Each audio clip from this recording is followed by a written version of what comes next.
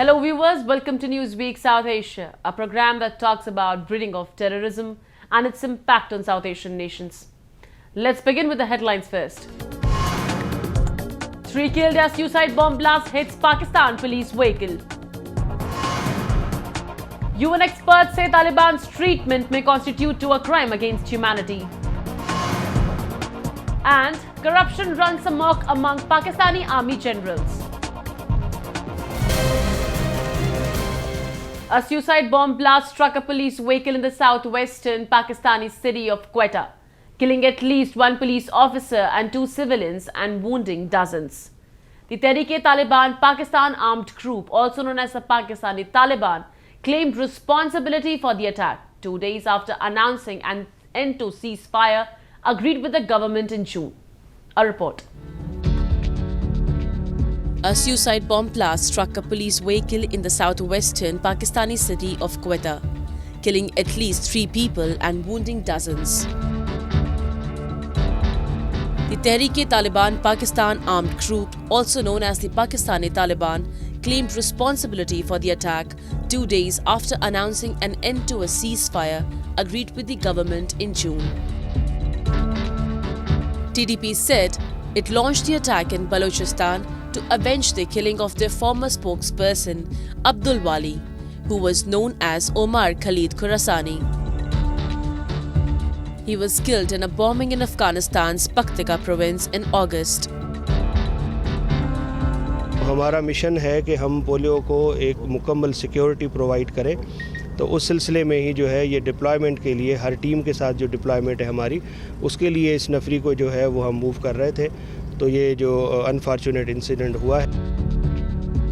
The Pakistani Taliban are a separate group but allied with Afghanistan's Taliban, who had ruled their country since the US and NATO troops withdrew last year. The Taliban's takeover in Afghanistan emboldened their Pakistani allies, whose top leaders and fighters are hiding in their next-door country. Before ending the ceasefire, senior TTP commanders held several rounds of peace talks with Pakistani officials in Kabul after the Afghan Taliban encouraged both sides to do so. After agreeing to a ceasefire in May, both sides have blamed each other for violating the terms until the TTP unilaterally ended it this week. Since then, the Pakistani Taliban have stepped up their attacks on security forces in the former tribal regions bordering Afghanistan and elsewhere in the country. The TTP, which is believed to be close to Al-Qaeda, has been claimed for several terrorist attacks in Pakistan, including an attack on army headquarters in 2009, assaults on military bases, and 2008 bombing of the Marriott Hotel in Islamabad.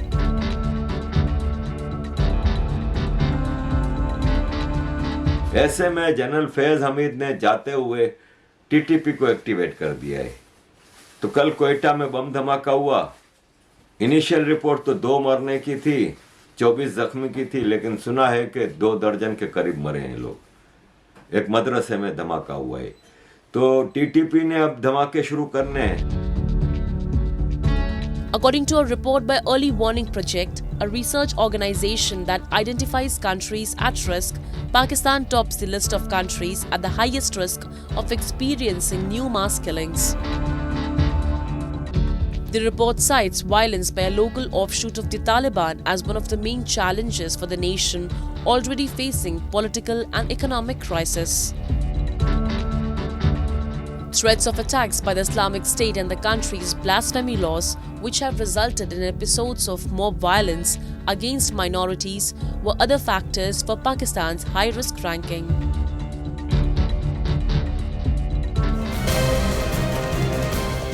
While the Taliban's harsh interpretation of Islamic Shariah law has an undeniable impact on all Afghans, the country's women and girls have lost the most.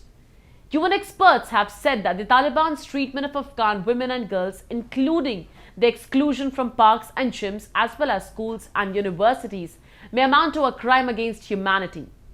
The experts said in a statement that women's confinement to their homes was a tantamount to imprisonment, adding that it was likely to lead into increased levels of domestic violence and mental health problems. Since wresting power in August last year, the Taliban have been clamping down on women's rights by barring them access to education and public spaces. In a recent statement, a group of UN experts suggested that the Taliban's treatment of Afghan women and girls, which includes keeping them out of gyms and parks, as well as schools and universities, may constitute a crime against humanity.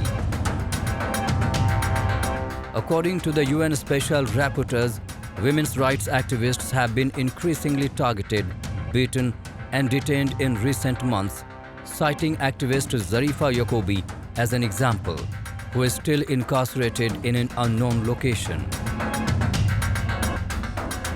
The assessment by the UN Special Rapporteur on Afghanistan, Richard Bennett, and 9 other UN experts say the treatment of women and girls may amount to gender persecution under the Rome Statute, to which Afghanistan is a party.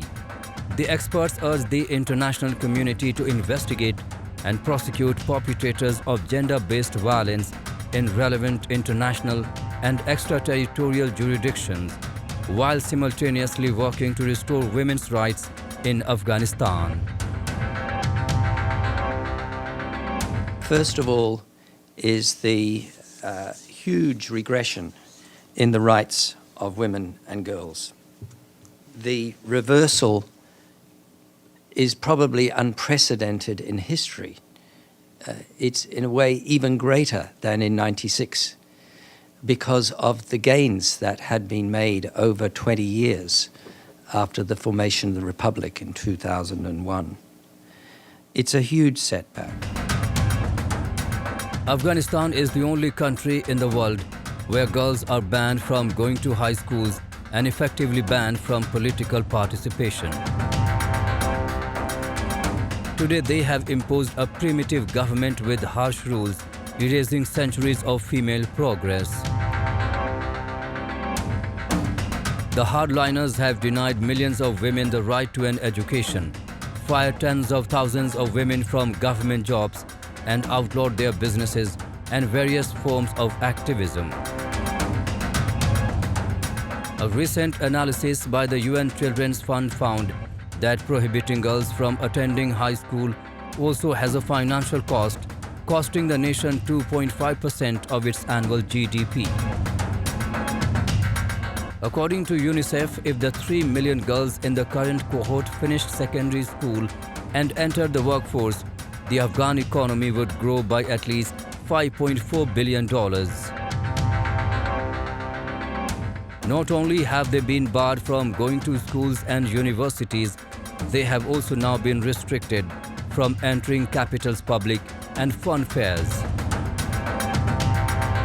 همین نواسیم زیاد گریه داشت که مرا پارک شهر بر اینجا کامدم اجازه ندادن که ما داخل بشید دختره که ببری بسیار مایوس شده پس خانه میبرمش از یک مادر که اولاد خود میاره باید از اجازه بتن که طفلای خود که باشه بر از اینکه اولادا چی را دیدن خیلی شار جنگ زده است باید از ساعتشان تیر شه و برن یک ساعت بشینن دیگه آمدم زیاد عذر کردم گفت اجازه نیست پس نواسی خود خانه میبرم.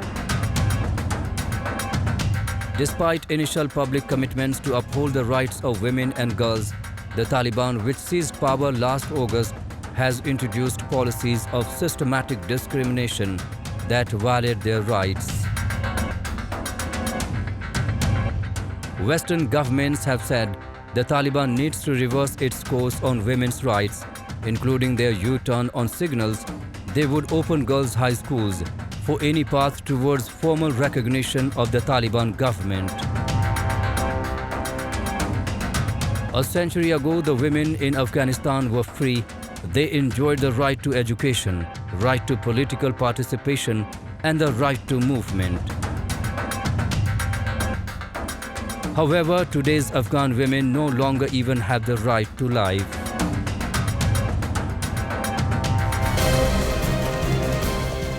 An army's role around the world is to protect the country from perceived and actual threats and to ensure national security. In Pakistan, however, the army functions as the main mafia with corruption and extortion rampant its ranks. With dubious records of toppling elected governments, installing puppet dictators and plundering the country's resources to fund the lavish lifestyles of the generals. The Pakistani army is truly unique in its functioning. Take a look. A recent investigative report by the website Fact Focus out of Pakistan revealed Pakistani Army General Qamar Javed Bajwa and families suspect financial and tax information. The report raises many questions as to the Bajwa family's disproportionate accumulation of wealth during the general's tenure as Army Chief, and to the Army's financial transactions in general. In an ironic twist, Pakistan, instead of vowing to investigate the Bajwa's financial situation, has ordered an investigation into what they call the illegal and unwarranted leakage of the family's tax information.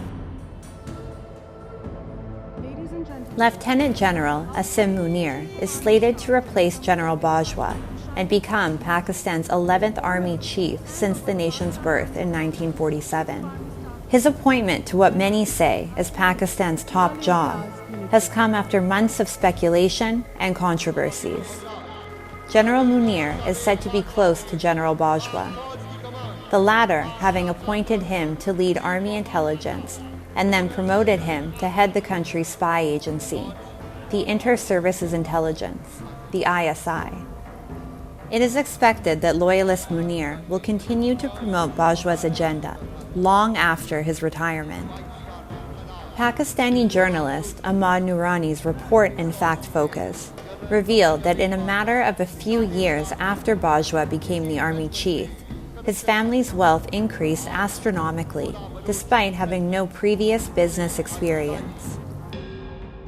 And now, with Bajwa's blue-eyed boy Munir taking over, it will be business as usual, with no heads rolling for the rampant corruption plaguing the Pakistani army.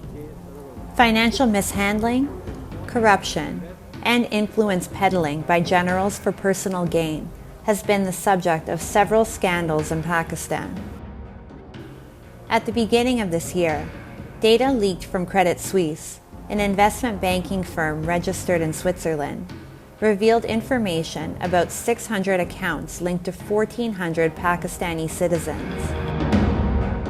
Account holders included several key politicians and generals, including the ex-ISI chief, General Akhtar Abdur Rahman Khan. Exposure like this coming out is nothing new. It has been well known for long. We also know of a case of a Pakistani general who fled from Pakistan and he opened a chain of Pizza Huts in US. So it's nothing new. It is because the connect of the Pakistan army is not there with its general citizens that it has been allowed to get away with all these crimes that it has been doing. There's no one to check them, whether politically or from the media, because they're the most powerful entity in Pakistan. One of the Pakistani army's biggest scandals remains its appropriation and sale of land in the name of welfare and providing housing for its officer cadre.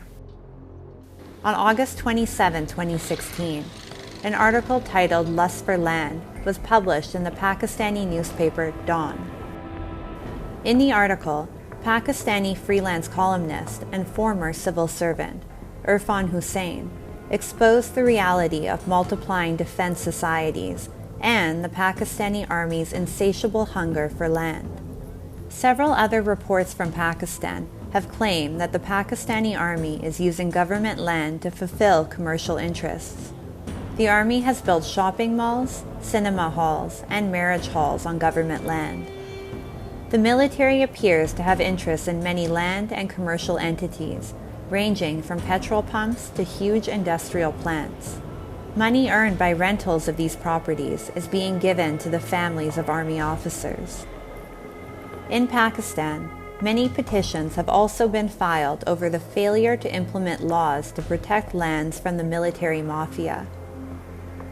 Though the Supreme Court of Pakistan has criticized the military establishment in the past for their involvement in commercial pursuits, the practice continues.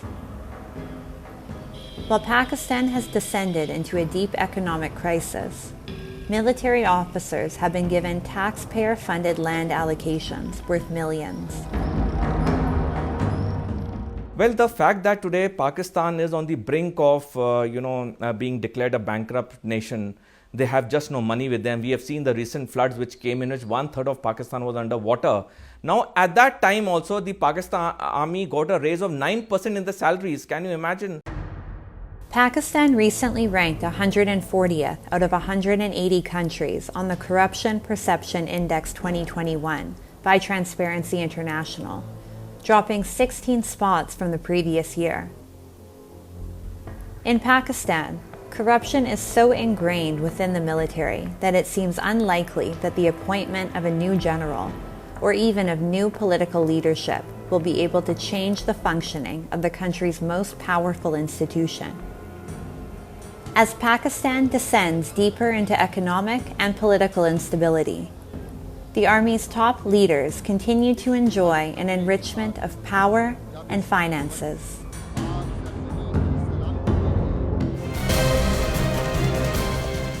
The Union Territory of Jammu and Kashmir is moving fast towards peace and prosperity. People are happy in the region, but someone is envious of this development. The someone is none other than India's hostile neighbor Pakistan, which is consistently making efforts to hamper peace and accord in the region. However, the Indian security forces, despite suffering losses, managed to foil all its devious agendas. Recently, security forces recovered improvised explosives from the Poonch district of the region. Take a look. In the past couple of months, several attempts to carry out attacks against Indian security forces in Kashmir have been foiled. The credit for these foiled attacks goes to the alert security grid, and it also points to a flourishing human intelligence network that is primarily responsible for such detections. However, in many of these attempts, security forces have recovered improvised explosive devices which are a sign of something dangerous brewing in the dark underbelly of the valley. The latest recovery has been made in Jammu and Kashmir's district of Poonch, where the security forces recovered large cache of arms and explosives. The recoveries made from the hideout included 2 AK assault rifles, 6 magazines, 69 rounds, 1 pistol with a magazine and 5 hand grenades. The hideout was unearthed during a joint search operation by police and army at village Nabna in Surankoti Tehsil. Pakistan now, because it has created that Frankenstein, it cannot stop it. What is happening is that today the control of these terrorist cells, these terrorist organizations is only with ISI, and that too only semi. It's not complete because now they are functioning autonomously also. What is happening is that Pakistan is facilitating the infiltration of these terrorists from the international border as well as the line of control. Pakistan is not going to mend its ways. Frustrated with ongoing development and peace in Jammu and Kashmir, Pakistan is using all the tricks in its book to incite terrorism in the region, although most of its moves have either failed or backfired. Vigilant Indian forces have thwarted almost all of their ill designs in past few weeks. A significant number of terrorists have been eliminated, while many others have been apprehended.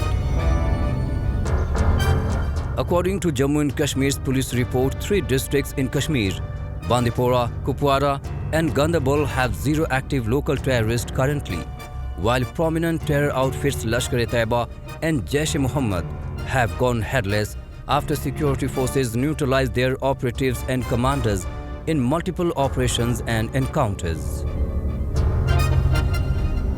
Also, there has been a significant achievement in the number of active terrorists in Jammu and Kashmir. As per the report of Ministry of Home Affairs, there has been a substantial decline in the number of active terrorists in the region from 184 in 2021 to 134 in 2022. Of the 134 active terrorists, 51 are local terrorists and 83 are foreign terrorists. The terrorists belong to terror outfits like Lashkar-e-Taiba, its offshoot the Resistant Front, Jaish-e-Mohammed and Hizbul Mujahideen.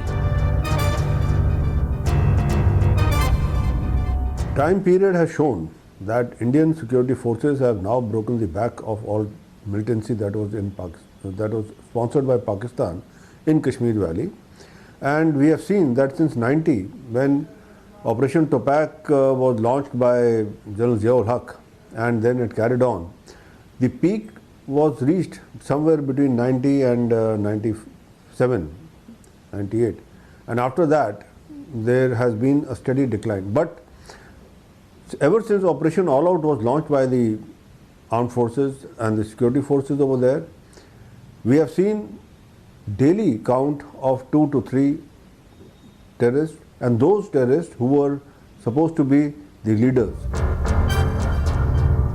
Despite all the embarrassment and name-calling at various global forums, Pakistan continues to use terrorism as an instrument of its state policy. In a sophisticated world where the other countries are looking forward to establishing peace, harmony and developing new technologies for the advancement of the world's settlement, Pakistan's stale policy of terrorism is causing violence and is creating an environment of distrust in the world. Residents settled near the border areas are living in constant fear due to frequent firing along the border from Pakistan's side. Pakistani army generals, who are the real masterminds behind most of the terrorism across the globe, believe that the world won't notice their devious plans. But to their surprise, not only all of their diabolic activities are being monitored, but being given a befitting reply by the Indian forces.